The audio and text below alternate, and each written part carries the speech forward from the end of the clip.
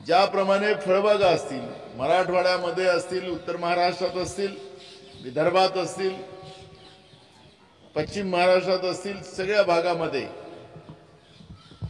या दुष्काळामुळे, कमी पावसामुळे मोठ्या प्रमाणात बागा आणि शेती नुकसान झालेली आहे। जवळपास 4 लाख रुपयाची फळबागाला मदत पर एकर केली पाहिजे। 50,000 रुपये धान असेल, भाजीपाला असेल, या शेतीला केली पाहिजे। अशा पद्धतीची मागणी आम्ही राज्यपाल महोदयांकडे केलेली आहे। एकीकडे मोठ्या प्रमाणात शेतकऱ्यांच्या आत्महत्या, निवडणुकीच्या काळात 267 शेतकऱ्यांच्या आत्महत्या झाल्या, सरकारचं संपूर्ण दुर्लक्ष राहिलं।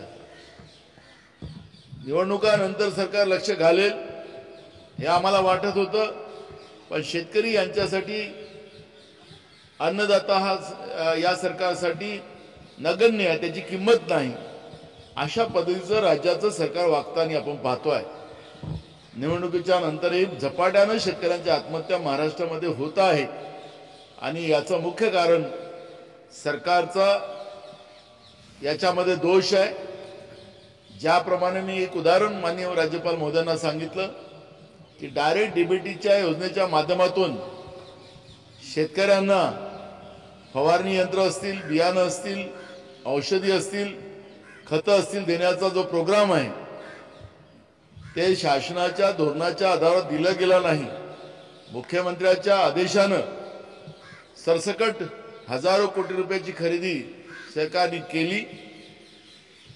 अवाच्या सवा किमतीमध्ये विदाउट टेंडर त्या पद्धतीची प्रक्रिया करण्यात आली आणि कृषी विभागीय आयुक्त त्यांनी जेव्हा याचा विरोध केला तर त्याला तातडीनं त्या ठिकाणी बदली करून घेतली आणि भ्रष्टाचारामध्ये सरकार आणि प्रशासन मिळून मेलेल्याच्या टाळूवरचं लोणी कसं खाल्लं या सरकारने आणि प्रशासनाने तेही आम्ही माननीय राज्यपाल महोदयांच्या निदर्शनास आणून दिलेलं आहे। महाराष्ट्रामध्ये पिण्याच्या पाण्याच्या माध्यमातून टँकर माफिया हा कसा निर्माण केलेला आहे तेही आम्ही निदर्शनास आणून दिलेलं आहे।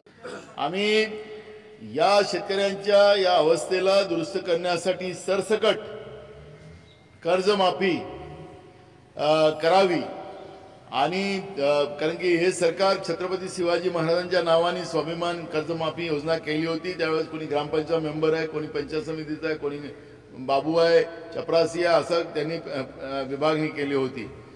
राज्यातल्या शेतकऱ्याला उभं करण्यासाठी राज्याच्या सरकारने तातडीनं संपूर्ण सरसकट कर्जमाफी करावी आणि शेतकऱ्याला उभं करावं आणि बियाणं मोफत द्यावं, ही मागणी सुद्धा या ठिकाणी आम्ही केलेली आहे।